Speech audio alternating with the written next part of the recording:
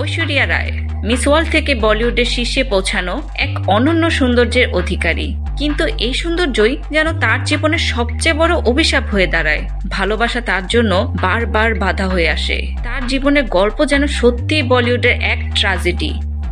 1994 সালে miss world খেতাব জিতে ঐশ্বরিয়া রায় রাতারাতি তারকা হয়ে ওঠেন। বলিউড তাকে বরণ করে নেয় এক স্বপ্নের রানীর মতো। হাম দিল দে চুকে সনম তাকে খ্যাতির শীর্ষে নিয়ে যায়, কিন্তু এই সিনেমার শুটিং সেটেই জন্ম নেয় তার জীবনের সবচেয়ে বড় ট্র্যাজেডি। সালমান খানের সঙ্গে প্রেম শুরু হয়, কিন্তু খুব দ্রুতই সেই প্রেম এক বিষাক্ত সম্পর্কে পরিণত হয়। সালমানের অতি পজিটিভনেস, রাগ এবং নিয়ন্ত্রণের প্রয়াস ঐশ্বরিয়াকে মানসিকভাবে কষ্ট দেয়।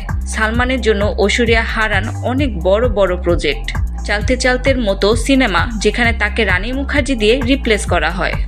তাদের সম্পর্ক তো শেষ হয়, কিন্তু সালমানের ছায়া তখনও ঐশ্বরিয়ার পিছু ছাড়েনি। তিনি পেশাগত জীবনে এগিয়ে যাওয়ার চেষ্টা করছিলেন, কিন্তু বলিউডের প্রত্যেকেই জানতো সালমানের সাথে সম্পর্কের পরিণাম কি হতে পারে। এরপর বিবেক ওবরয়ের সঙ্গে ঘনিষ্ঠতা শুরু হয়, তবে এই সম্পর্ক জটিলতায় ভরে ওঠে। বিবেক প্রকাশ্যে সালমানের বিরুদ্ধে দাঁড়ালেও ঐশ্বরিয়া কখনো এই সম্পর্কের দায়িত্ব নিতে চাননি। শেষ পর্যন্ত এই সম্পর্কও ভেঙে যায়। বিবেকের ক্যারিয়ারও তখন ধ্বংসের পথে। ঐশ্বরিয়া এরপর নিজের ক্যারিয়ারে ফিরে আসেন, কিন্তু আরেকবার প্রেম তার জীবনে বড় ভূমিকা পালন করতে শুরু করে। অভিষেক বচ্চনের সঙ্গে গুরু সিনেমার সেটে তাদের প্রেমের সূত্রপাত হয়। 2007 সালে বিয়ে হয় ঐশ্বরিয়া ও অভিষেকের।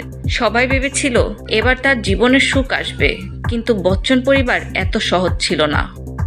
বচ্চন পরিবারের নিয়ম কানুনের জালে আটকা পড়তে শুরু করেন ঐশ্বরিয়া। তার শাশুড়ি জয়া বচ্চনের সঙ্গে সম্পর্ক নিয়ে গুঞ্জন বলিউডে ছিল তীব্র। বচ্চন পরিবার তাকে পেশাগত জীবন থেকে অনেকটা দূরে সরিয়ে দেয়। অনেক বড় সিনেমা যেমন হিরোইন থেকে তাকে সরে দাঁড়াতে হয় বচ্চন পরিবারের চাপে। ঐশ্বরিয়া, যার সৌন্দর্য তাকে বলিউডের রানী বানিয়েছিল, ধীরে ধীরে এক নিষ্ঠুর বাস্তবের মুখোমুখি হন। সৌন্দর্য যেন তার জন্য এক অভিশাপ হয়ে দাঁড়ায়। প্রথমে সালমান, এরপর বিবেক এবং অবশেষে বচ্চন পরিবারের কঠোর নিয়ন্ত্রণ। তবে ঐশ্বরিয়া থেমে থাকেননি। যখন বলিউডে তার সুযোগ কমতে থাকে, তিনি নিজের পরিচয় খুঁজতে যান আন্তর্জাতিক মঞ্চে। হলিউডের প্রতি আকর্ষণ তার ক্যারিয়ারে নতুন অধ্যায় তৈরি করে। Pride and Prejudice, Pink Panther 2 এবং প্রভোকড এর মতো সিনেমায় কাজ করেন তিনি। এই সময়ই আন্তর্জাতিক মঞ্চে তার সৌন্দর্য এবং প্রতিভা নিয়ে আরও বেশি আলোচিত হতে শুরু হয়। যদিও বলিউড তাকে তখন প্রায় প্রত্যাখ্যান করেছিল, হলিউড তাকে বরণ করে নিয়েছিল। যখন বলিউড তাকে পেছনে ফেলে, তখন ঐশ্বরিয়া তার অভিনয় দক্ষতা বিশ্ব মঞ্চে প্রমাণ করেন। কিন্তু বচ্চন পরিবার নিয়ন্ত্রণ থেকে বেরোনো এত সহজ ছিল না। ঐশ্বরিয়া, যার জন্য সৌন্দর্য ছিল এক আশীর্বাদ, তেমনি অভিশাপও। তবে তিনি প্রমাণ করেছেন যে কোনো সম্পর্ক বা পরিবারের বাধা তার প্রতিভা এবং শক্তিকে দমিয়ে রাখতে পারেনি। 2016 সালে এ দিল হে মুশকিল সিনেমার মাধ্যমে বলিউডে ফিরে এসে তিনি আবারও দেখিয়ে দিয়েছেন তিনি আজও সমানভাবে প্রাসঙ্গিক।